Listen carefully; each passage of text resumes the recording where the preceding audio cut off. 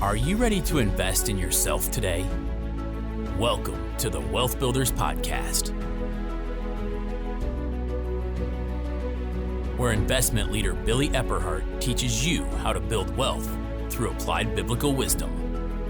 Scripture says in Deuteronomy 8:18, "Remember the Lord, your God, for it is He who gives you the ability to produce wealth." At Wealth Builders, our goal is to teach you how to build wealth through applied biblical wisdom in your finances, your business, and your investments. Now, let's join Billy Epperhart. Hello, everybody, and welcome to the Wealth Builders Podcast. My name is Karen Conrad, and I'm in for Billy Epperhart today. We are continuing in a series, I would say, on real estate. And I want to thank all of you for joining us every week. We're really encouraged by your comments and your questions. So be sure that you keep sending those in. We're here for you. We try to answer as many questions as possible. And we're all about making sense of making money for making a difference. In other words, Billy and Becky have started Wealth Builders to help you and to help me to build wealth God's way. And one of our favorite ways to do that is through real estate. Today, we're going to be talking about fix and flips, and I'll be sharing with you 5 key things to help you get started. Look, I'm not going to kid you. I love fix and flips. They're the most fun part of real estate, in my opinion. And part of that is because I'm a designer and it kind of allows me to be extremely creative. But it's also, I would say, the area of real estate that has the most risk if you don't know what you're doing. One of the many things that I appreciate so much about Billy and Becky is that they share with us all the things that they learned as they went through building their real estate portfolio. I think Billy says it this way: he's just made a little bit more money than what he's lost. And I would say we all learn that to a point in any type of investing, whether it's a business, real estate, or the stock market. But what we really want to help you do is to mitigate that risk and go into real estate with your eyes wide open, giving you a foundation of knowledge that really gives you an edge before you even put your first dollar down on a real estate investment. We all enjoy watching HGTV and designer shows, and it's very inspiring. I think the very creative process of those is so fun. You know, that transformation, God created us for transformation. And I think that there is a tie there, which makes fixing and flipping really interesting and fun. But there's also a lot of things in that process that can go wrong if we don't have the right planning and the right things in place. So I'm going to be sharing with you today 5 key things that's going to help you get started with fix and flips. And just a little disclaimer here, this is not comprehensive.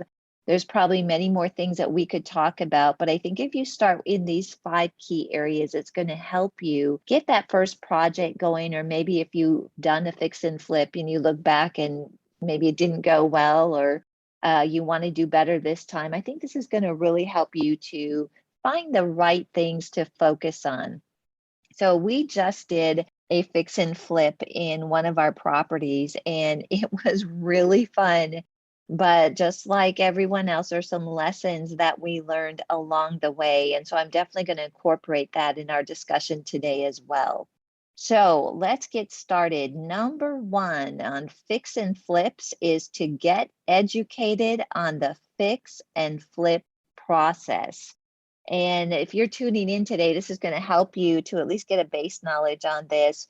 But there is a pretty intense process with fix and flips that starts all the way from making sure that you've got your financing in place, understanding what happens, what things you need permits for, what things you don't need permits for, what are things that you can do in the property, what are things that you can't do without getting the city inspectors involved. That's a really big key item, especially when you sell a fix and flip.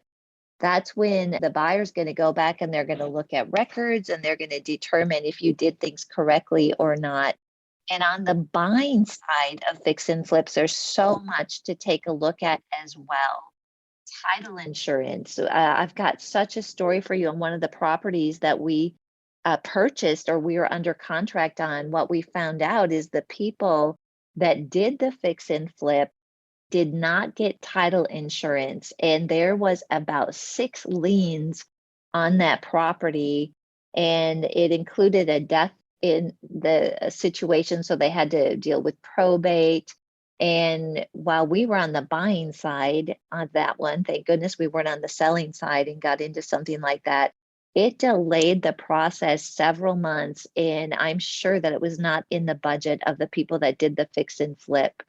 So you want to really learn about the process, do research, listen to podcasts like this, go to Wealth Builders University, where we've got a lot of teaching out there on real estate, including fix and flips. You can attend the Wealth Builders Real Estate Workshop that's coming up on October 15th through the 17th. And one of the best ways to learn about the process of fix and flips is to get a mentor. I'm just going to share with you a quick story that I need to move on here to the second point. But one of the ways that I learned so much about fix and flips is I listed properties and I did home staging for a friend of mine that did about maybe 1 or 2 flips a month. And he got me involved in the process to sort of help him to manage maybe some of the contractors, to look at the details of what needed to take place to make sure that the property was ready. But just having him as a mentor, and in this case, I was actually working for him as a real estate agent and home designer, I learned so much about the process. Just being around when the work was taking place, visiting with the contractors, understanding what could go wrong, learning things at the closing table that maybe wasn't taken care of that should have been, and then you deal with it on the end as far as trying to get things closed. So when you find a mentor, what you're able to do is you're able to learn from somebody else's mistakes and successes at a much more rapid pace than if we were to research and just learn on our own. So number one, get educated on the fix and flip process. Number two, you need a go-to team in the area that you are purchasing and doing your fix and flips. There's quite a few things that we would take on personally to do in the property, but there were many more items that we did not want to get involved with, that we needed to find the right team members. Let me just give you some examples. You're going to need an electrician. You're going to need a plumber. You're going to need somebody that can do sheetrock. You're going to need somebody that can do flooring. And I realize a lot of those things you might say I can do myself, but if you start to work up to any sort of volume, you can only do so many things yourself. And what we found is that it was much better to lean into the experts because they did it right the first time. We had somebody else that if there was a problem, we could call back into the situation. And a lot of times they know where to purchase the materials at a much less expensive, less than retail price. Let me give you an example of this one that we just worked on. It was a pretty significant fix and flip. When we went into it, we were thinking that we might be able to just do some cosmetic changes. But the more we studied the market, the more that we looked at the property, we realized that we needed to pretty much bring all of the walls down to the studs, and we wanted to open up a couple spaces, which would really help with the value. And so because we were new to this area, we hired a general contractor that was the builder on a property, a brand new build that we had just purchased. And we look back on that process and we are so grateful that we leaned into the go-to team in the area, because we didn't know who the contractors were. We didn't know who the good contractors were. And in this market, a lot of the people that do the work, they're really busy. So we needed to leverage a relationship with people. So it allowed us to basically get in to get good connections with these contractors based on the relationship that our general had with them. because he had multiple projects going. We only had one project going, which gave us no leverage. But in that process, we also met, documented, and got to know all the contractors. So now when we go to the next project, or let's just say we needed something fixed or taken care of in one of our properties, we have a whole portfolio of connections that we were introduced to from the general contractor. That makes a huge, huge difference, because there is a very high demand on people that are in construction and working on homes right now. So without some sort of a relationship, it's very difficult to get good quality people in and to know that you are going to get a quality job at a good price. So you need a go-to team, and you can start looking for that now before you even purchase a property. And like I mentioned, get involved with somebody that's already got those connections. And it was well worth the 10% fee that we paid him to general the project, to know that everything was done right and that we had the right connections with the team. Also, with the go-to team, two of the very important connections that you want to have is a real estate agent and eventually a property manager in the area. I'm going to talk a little bit about something called a BRRRR that sort of springboards off a fix and flip. So the more relationships that you build in an area, the more advantage you are going to have in your fix and flip and your ability to do multiple in that area with the same team. Right. So we talked about get educated on the fix and flip process. We talked about how you need to have a go-to team, along with some tips on how to find them. Number 3, you want to understand the market and buy in the right areas. When we first decided to get into real estate investments in Texas, the first place we started to look is close to where we live, which makes sense. It would be nice to, just go a couple blocks or within a mile to get to the property. But we knew we wanted to do some fix and flips. And what we learned, even though the price point on homes in the area is extremely high, what we learned is the average return that people were getting in the area we lived on a fix and flip was $8,000 a house. How many of you know that that is not a great return, especially if you're having to invest about $400,000 on the front end? So we learned really quickly that that was not going to be the area for us to do fix and flips. So we started looking outside the immediate area, and we actually landed in a small town that's fairly stable and is getting a high demand of rentals and people wanting to move a bit out of the city. So you want to find those areas that are on the fringe of some of the really hot areas right now, and look where the growth patterns are going out to. Get established in those areas with a real estate agent and begin to study the numbers. Look at the ones that have been done, the fix and flips that are going on the market. You can go back on the history in Zillow. Your real estate agent can find it on realtor.com, or go to the county and you can find out how much they were able to purchase that property for. Then you can even locate, in many cases, some pictures of that property before it was renovated. And there might even be a listing your agent can help you with in MLS. See what was done, and you're going to get a pretty good idea of what the spread on that fix and flip is. So we just went and looked at properties. I do a lot of studying online before I ever spend money or time going in and looking at the actual properties.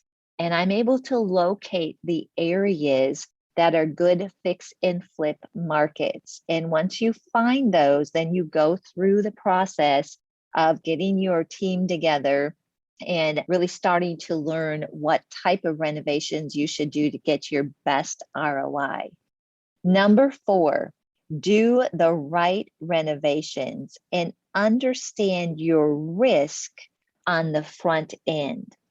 One of the areas that we're investing in right now, as I mentioned, is a smaller town, and the ability to go to an $800,000 or $1 million property and actually get your money out is actually pretty slim because most of the people that live in that area aren't able to afford that higher end property.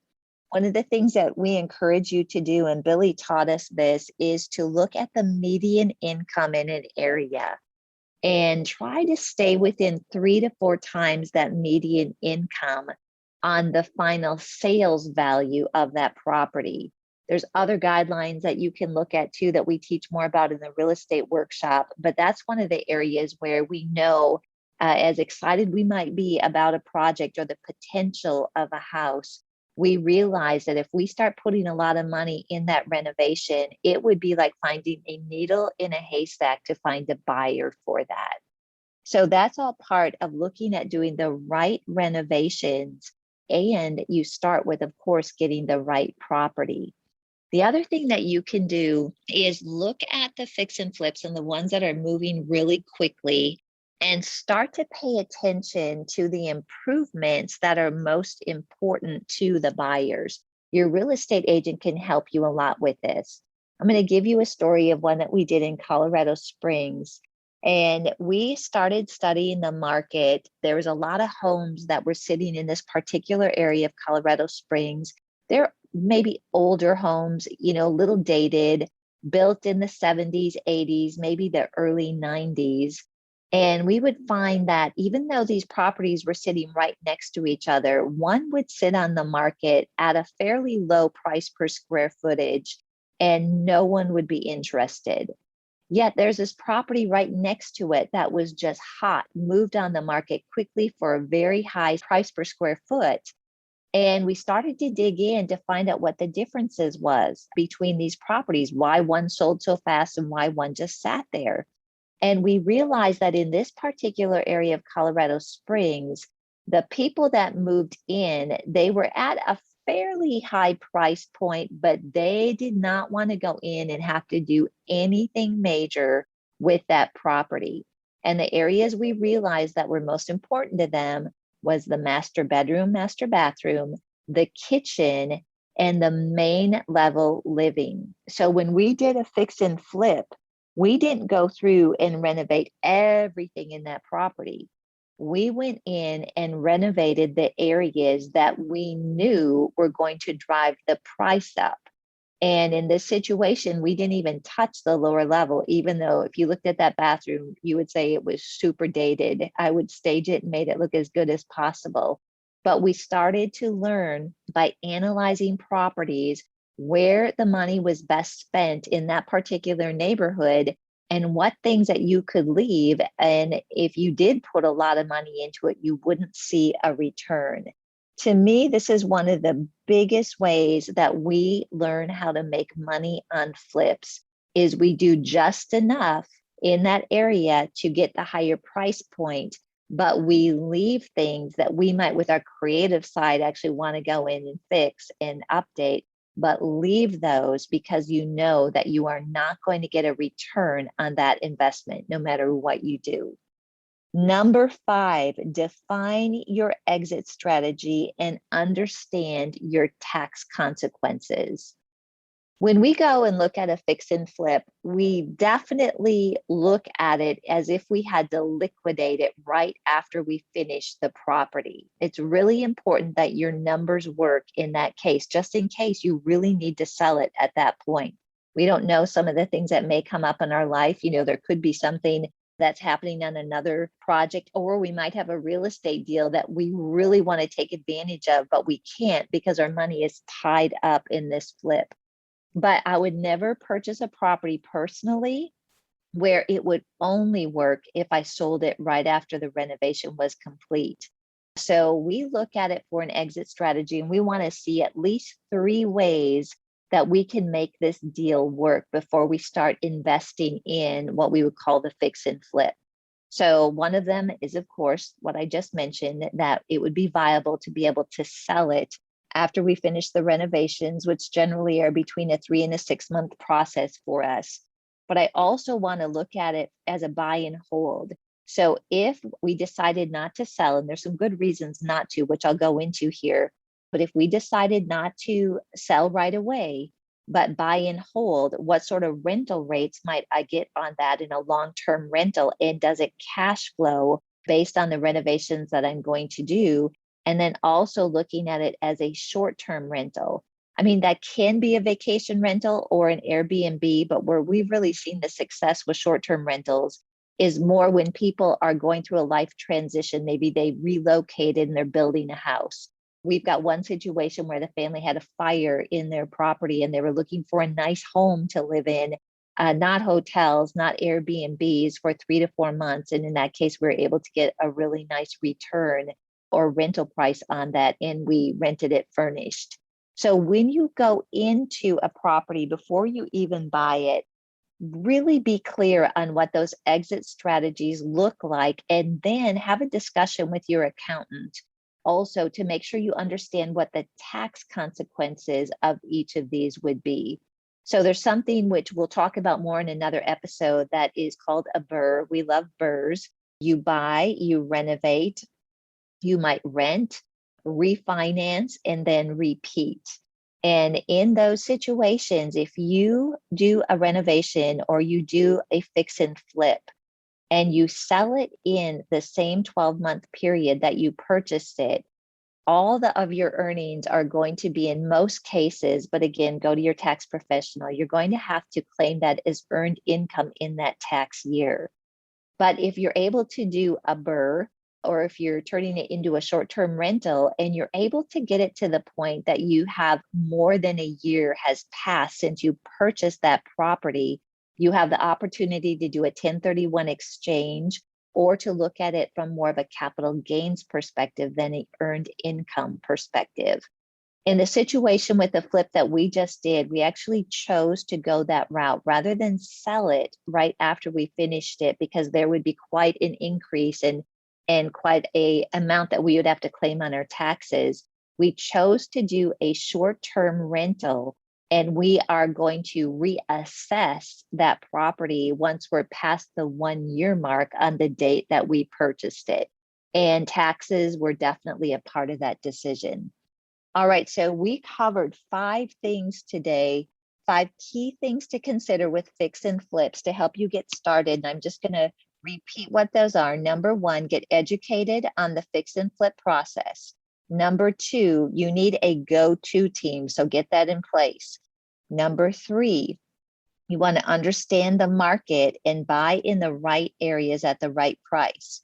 Number 4, you want to do the right renovations and understand your risk when you go in on those renovations. And then number 5 is define your exit strategy and understand your tax consequences. I hope this has been helpful for you. Fix and flips are a whole lot of fun. And if you take these 5 key areas into consideration, I think you will be mitigating a significant amount of risk, but I would always encourage you to learn more. And you can do that through our Wealth Builders University, where we have all sorts of courses, some of our past workshops, the content is out there. Billy does most of the teaching on those, so you will learn so much from going to wbuniversity.online, and you can join for just $299 a year. Plus be part of our monthly live mastermind calls with the speakers and the coaches.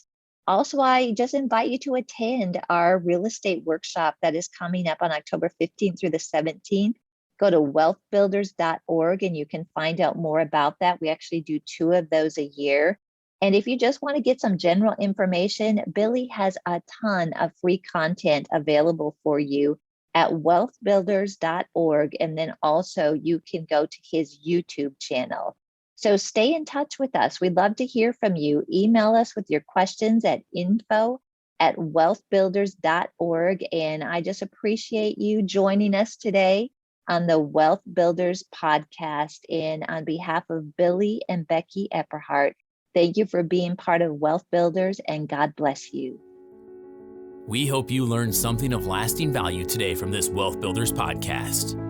If you'd like any tools, teachings, or resources mentioned in the podcast, you'll find them online at wealthbuilders.org. Wealth Builders exists to teach you how to build wealth through applied biblical wisdom in your finances, your business, and your investments. Wealth Builders podcast is produced by Celine Williams, with music by Audio Jungle and narration by Greg Hunter. Wealth Builders is a nonprofit organization. We depend on your donations to keep this podcast running. Please consider donating to us on wealthbuilders.org.